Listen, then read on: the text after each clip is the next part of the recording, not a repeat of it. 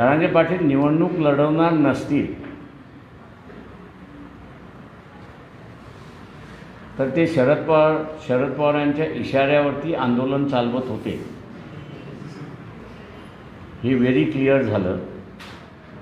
आणि म्हणून मगाशी मी जे म्हणालो की ओबीसीमधली जी चर्चा आहे ती म्हणजे मराठा नेते शरद पवार असा उल्लेख चाललेला आहे. आत्ता त्यांचा लवचिकपणा त्या ठिकाणी संपलेला आहे आणि ते कुठलंही ॲकोमोडेट करायला तयार नाही आहेत. त्याच्यामध्ये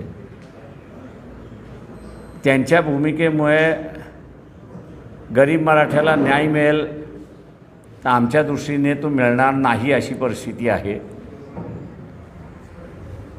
आणि म्हणून ओबीसींच्या आरक्षणाचं रक्षण ही वंचित बहुजन आघाडीने भूमिका त्या ठिकाणी घेतली.